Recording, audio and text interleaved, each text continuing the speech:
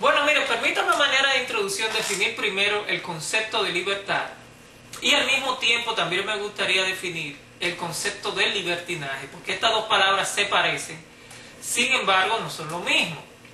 Y la sociedad tiende a confundir la libertad con el libertinaje. Entonces vamos a la pantalla, vamos a ver.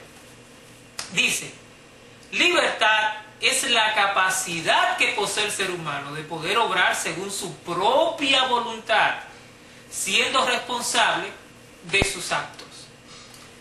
Libertinaje es la actitud de abusar de la libertad, irrespetando la ley y la moral.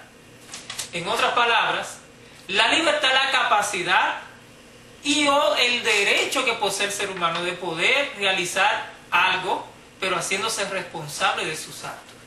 Sin embargo, el libertinaje más bien es como la descomposición del concepto de libertad. Y ahí es que está el problema. Porque ahora mismo, usted se ha dado cuenta, en nuestra sociedad la palabra libertinaje, el concepto de libertinaje, está como de moda. De una forma disfrazada, ¿eh? Porque usted puede escuchar mucho a la gente decir, vive a tu manera, sé libre, haz lo que te dicta tu corazón. Y ese concepto está errado. Suena muy bonito, pero cuando usted se pone a desmenuzarlo, a estudiarlo, el concepto está errado. Porque la gente no puede hacer lo que le dicta el corazón. La gente no puede hacer lo que él quiera, lo que él desea. ¿Por qué? Porque a veces los deseos, los sentimientos que nosotros tenemos en nuestro corazón están errados, no están correctos, o van en contra de las leyes, de los estatutos y algunas veces de los principios morales que cubren la sociedad. Y una sociedad, amigo, un sistema, no existe un sistema que se pueda sostener sin principios, sin leyes, sin estatutos, sin normas. Le pongo un ejemplo. Imagínese usted que usted llega a una intersección, usted va conduciendo y llega a una intersección. Por lo general, una intersección donde hay mucho tráfico, mucho tránsito, ¿qué tenemos ahí? Un semáforo, una luz, ¿verdad?, que va cambiando de rojo, amarillo a verde. Y eso regula entonces el tránsito en esa intersección. Hay veces y hay momentos que usted llega a esa intersección y usted quiere cruzar, pero hay una ley, hay una norma que dice que cuando la luz está en rojo, usted no puede cruzar. Imagínese que usted pudiera hacer lo que le dicta su corazón, lo que usted desea en ese momento, que es cruzar. ¿Ya? Entonces los sistemas no se sostienen sin leyes, sin principios, sin estatutos, sin normas. Deben de existir normas, deben de existir leyes. Ese concepto de haz lo que te dicta tu corazón, de ser libre, de vivir a tu manera, es errado. Porque mire lo que puede pasar, amigo. Déjeme ponerle otro ejemplo. Y recuerden que estamos hablando del concepto de libertinaje y libertad. Estamos haciendo como una especie de analogía, de contraste entre estos dos conceptos. Imagínese usted, luego puede llegar un vecino que pasa por ahí todos los días, por frente de mi casa, y ve a la niña mía. Y déjeme hacer una observación, la niña mía tiene 2 años de edad. Muy bonita, muy coquetica la niña, muy agradable. Entonces el vecino pasa por al frente y viene y me toca la puerta y me dice, oh, mire, usted sabía que a mí me gusta su hija. Y él puede tener ese sentimiento porque el corazón es engañoso. Recuerde, amigo, que el ser humano va almacenando en su corazón las cosas de una forma sensorial. Nosotros somos seres sensoriales. Nosotros almacenamos y recibimos la información a través de nuestros sentidos. El sentido del olfato, el sentido de la vista, el sentido del tacto, son los sentidos. El sentido auditivo. Entonces, a través de nuestros sentidos es que nosotros vamos almacenando la información y todo esto se va guardando en nuestro corazón. Entonces, una persona que se ponga, por ejemplo, a ver pornografía, su cuerpo, su mente, su alma, su espíritu se va llenando de esto. Y su corazón pudiera desear en un momento tener sexo con un niño. Y eso es lo que pasa. Entonces el vecino, volviendo al ejemplo, pasa por frente de mi casa y me dice, mire, usted sabía que a mí me gusta su hija, pero mi hija tiene 2 años. Dígame usted, ¿eso es un sentimiento correcto? ¿Debería de hacer él lo que le dicta su corazón? ¿Lo que él desea? debería de ser libre de poder ejecutar eso sin ningún problema, sin ninguna regulación. No, usted sabe que no. Entonces, eso es libertinaje, la descomposición del concepto de libertad. Entonces hoy yo quiero hablarle a usted de libertad. Yo quería hacer esta pequeña introducción para que usted pudiera ver el contraste, porque a medida que vaya desarrollando el tema vamos a volver a mencionar el concepto de libertinaje. ¿Y qué dijimos de libertinaje? La descomposición del concepto de libertad. Bueno, mire, ¿y por qué hemos elegido este tema? Porque yo quiero hablarle a usted de la libertad. ¿Y cuál concepto de libertad yo le quiero mostrar a usted? La libertad en Cristo. La libertad que Dios le ha dado al ser humano. El concepto real de libertad, la libertad bíblica. Dice la palabra de Dios, y conoceréis la verdad. ¿Y la verdad qué? Os hará libres. Y eso es lo que todos queremos. Todos queremos ser libres. Pero, amigo, existe una corriente maligna, satánica, se pudiera decir, que se llama religiosidad. La religiosidad. ¿Y qué es la religiosidad? Bueno, una serie de principios no bíblicos que ha creado el hombre y se lo ha puesto a la religión. Y lo que hace es que le pone la carga pesada. Mire lo que dice la palabra de Dios. Fíjese usted, en Lucas 11:46. Y él le dijo, estamos hablando de Jesucristo, hay también de vosotros, intérpretes de la ley, porque cargáis a los hombres con cargas difíciles de llevar. Y vosotros, o sea, ustedes, ni siquiera la tocáis las cargas con uno de sus dedos. Y ahí es que está el problema, amigo. La religiosidad, cargando al hombre con principios, con regulaciones, que en realidad Dios no lo ha pedido. Y hoy entonces yo quiero tocar algunos temas que yo tengo aquí relacionados a la religiosidad, a esa carga que han puesto sobre nuestros hombres. ¿Y quién la ha puesto? ¿La ha puesto Dios? No, porque la palabra de Dios dice que sus estatutos son fáciles de llevar. Sin embargo, el hombre no. El hombre ha corrompido esos estatutos de Dios y lo que ha hecho es que le ha puesto una carga pesada al ser humano, al hombre. Y mira, amigo, esa venta de religión, de religiosidad, eso no es bueno. Usted pudiera verme a mí ahora mismo aquí y decir, ay, miren a Pito, es un muchachito, a él le gusta predicar, a mí me gusta cómo él predica, ay, sí, es muchachito más bueno. Mentira, amigo. Dice la palabra de Dios que no es bueno. No hay ni siquiera uno, dice la palabra de Dios. Porque nosotros, en nuestro corazón, nosotros llevamos el pecado.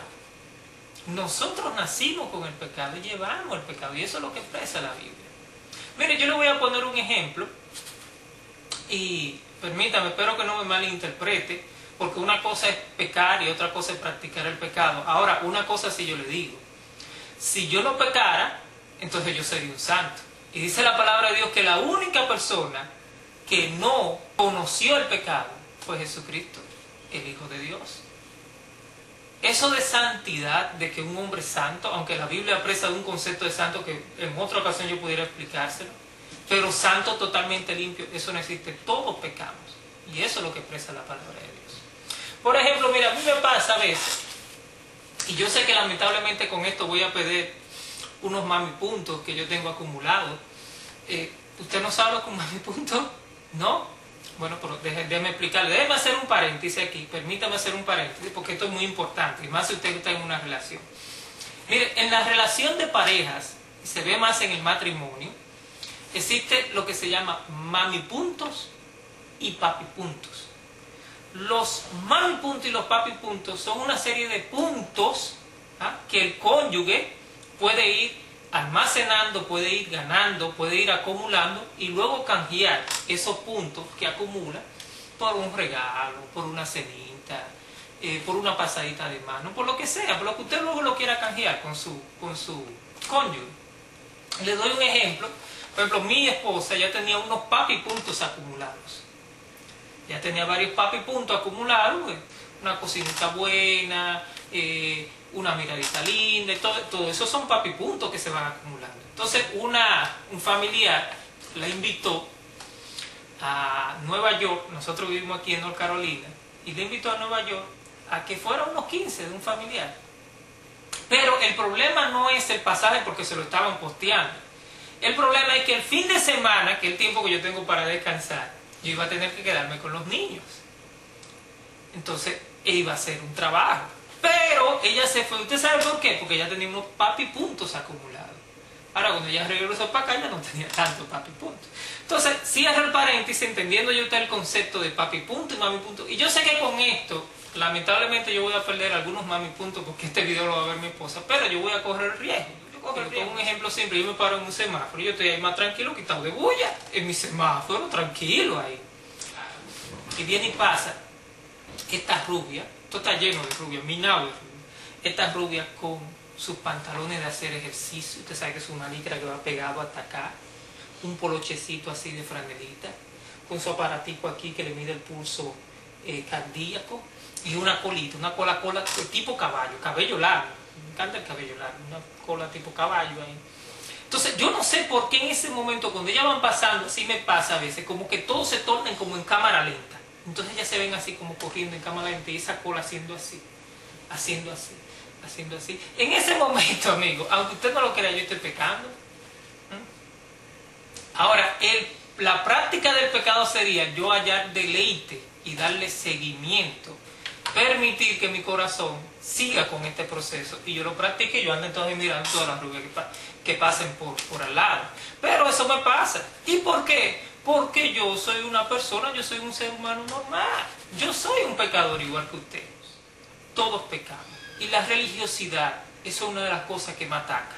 Yo no sé si usted se fija. Usted pone a leer por ejemplo el Nuevo Testamento, usted va a encontrar que los fariseos, los escribas, los intérpretes de la ley, los religiosos de ese entonces, de los tiempos de Jesucristo, lo que hacían era que lo vivían acechando para ver dónde él caía, para gozarse. Porque el religioso se goza cuando ve que el otro no puede cumplir la ley de Dios. Eso es religiosidad. Mire, hablando de las cargas pesadas, yo tengo aquí un listado, mire, yo quiero conversarlo con usted. Y vamos a ir viéndolo uno por uno.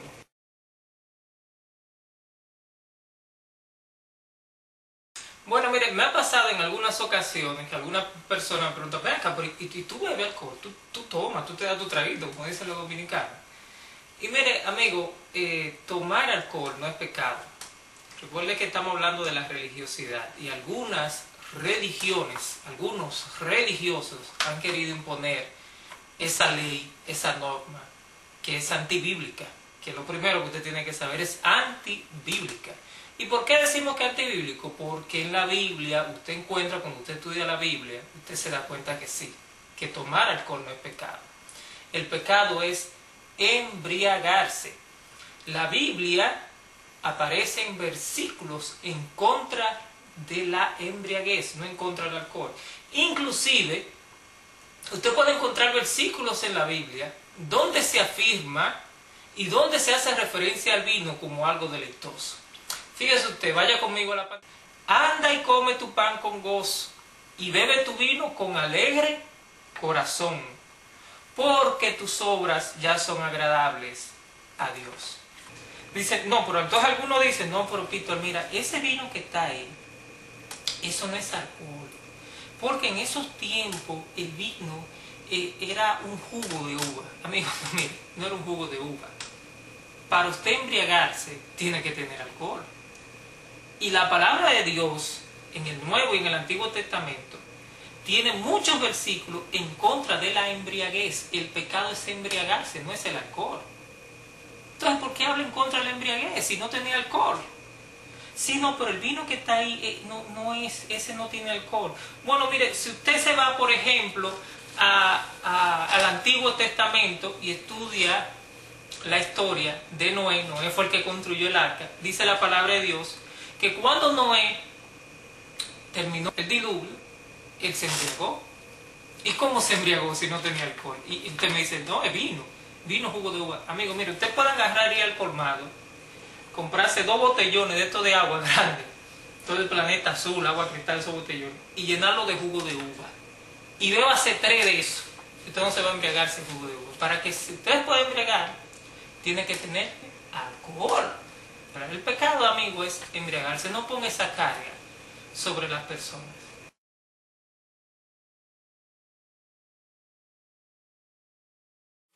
Mire, otro punto muy controversial es el asunto de la comida y también de que los sacerdotes se pueden casar o no. De hecho, eso está muy de moda. Usted ve, por ejemplo, Univisión, me acuerdo yo con el padre Alberto, creo era que se llamaba, que si se podía casar o no.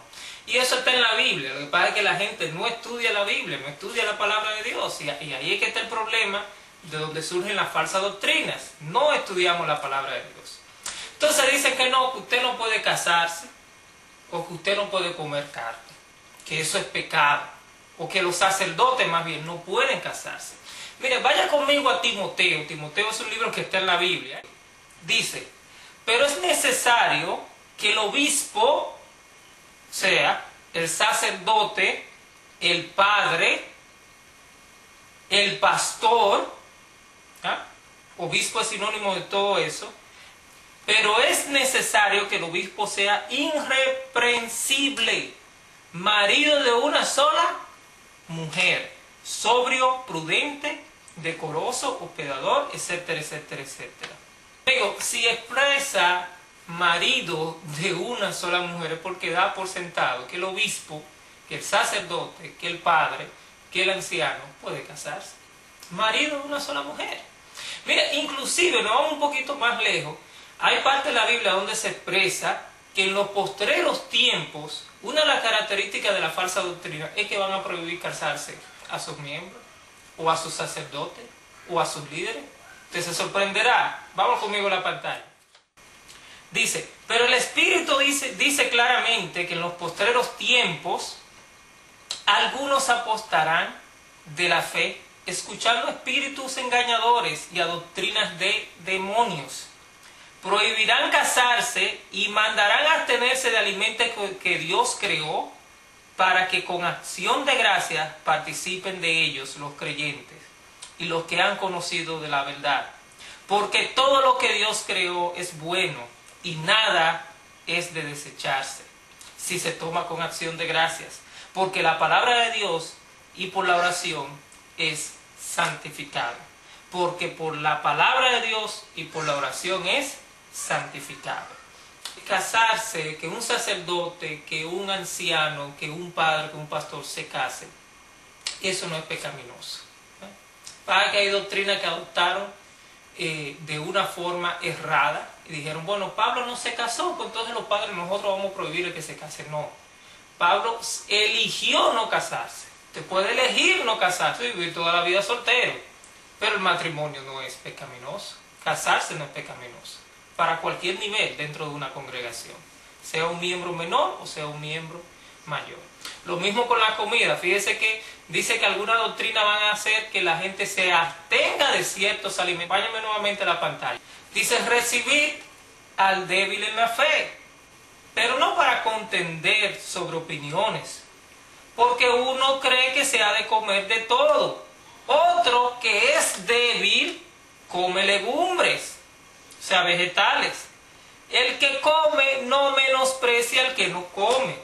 Y el que no come no juzgue al que come, porque Dios lo ha recibido.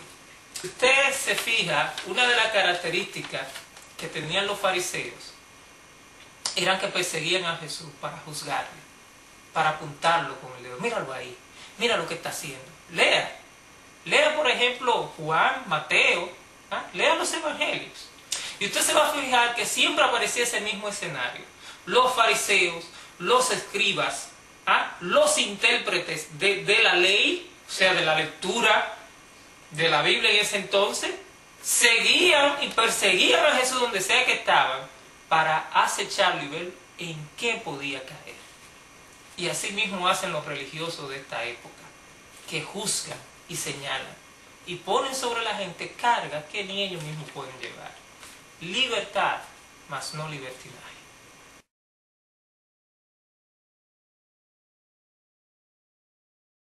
Mire, un punto muy común dentro de los grupos religiosos, algunos grupos religiosos, es que se apartan Entonces no quieren tener koinonia, ningún tipo de contacto con personas que no pertenecen a su grupo religioso. Y eso es pecaminoso, eso no está bien, eso está mal delante de Dios. Pero entonces ellos entienden, lo que pasa es que este grupo entiende que juntarse con personas que no comparten su misma doctrina, su misma filosofía de vida, entonces es pecaminoso. Pero eso está errado. Yo no sé si usted ha escuchado, mira, no te juntes con ese grupo de personas. No, eso está errado. Eso está errado. Según lo que nosotros encontramos en la palabra de Dios, dice que Jesús compartía con los pecadores. Y ahí volvemos a lo que le decíamos anteriormente. Ahí estaba entonces el grupo de fariseos, de los escribas, de los intérpretes de la ley, los religiosos de ese entonces. Ven acá, pero ¿cómo es posible que tú te juntes con los pecadores? Pero ven acá, tus discípulos no se lavan las manos antes de comer el pan. Tus discípulos no oran, tus discípulos no ayunan. ¿Ah? Persiguiendo para señalar, para señalar. Y la palabra de Dios dice, no juzguéis, porque ustedes también serán juzgados. ¿Ah? Con el mismo dedo que tú señalas, con ese mismo, con la vara que tú midas, con esa misma vara, se te va a medir a ti. Vamos a la pantalla. Fíjese usted con relación a este tema. Vosotros sois la luz del mundo. Una ciudad sentada sobre el monte no se puede esconder. Ni se enciende una luz y se pone debajo del almud, sino sobre el candelero, y alumbra a todos los que están en la casa. Así alumbra vuestra luz delante de los hombres, para que vean vuestras buenas obras y glorifiquen a vuestro Padre que está en los cielos. Dice también, vine a salvar lo que se había perdido. O sea, si usted se aleja del pecador, del que está en tinieblas, ¿y cómo ellos van a ver la luz? ¿Ah? O sea, una lámpara, usted no lo pone debajo de una mesa, una lámpara, usted lo pone en un sitio donde hay oscuridad y entonces alumbra. Entonces, el cristiano o el llamado religioso, en vez de estar apartándose, debería estar en medio del pecador. ¿Para qué? Para alumbrar a los que están en oscuridad y no apartarse. Ahora, mira, amigo, con esto hay que ser un poquito delicado, porque no estamos hablando que usted va a estar ligado con personas que practican el pecado y usted hacerse partícipe del pecado ajeno. No, no estamos hablando de eso. Lo que estamos hablando sí que es bueno que usted tenga koinonía con ese tipo de personas. ¿Para qué? Para que la palabra de Dios sobreabunde en esa área y ellos puedan ser impactados, no solamente con lo que usted diga, porque eso no es lo más importante, sino con su ejemplo de vida. Hay que compartir, hay que convivir con todas las personas que nos rodean. Eso no es pecaminoso. Lo contrario es lo pecaminoso. Jesucristo se juntó con los peores sectores de la sociedad de ese tiempo, con prostitutas, con los recaudadores de impuestos que eran unos ladronazos, porque eran ladrones, la Biblia lo expresa que eran ladrones, el pueblo por eso no lo quería. Con ese tipo de personas era que Jesús se reunía y cenaba en la misma mesa. ¿Para qué? Para poder rescatar lo que se había perdido. El que está salvo no necesita escucharle. Digo, entonces supuestamente, ¿quién lo necesita? El pecador. Entonces, libertad, más no libertinaje.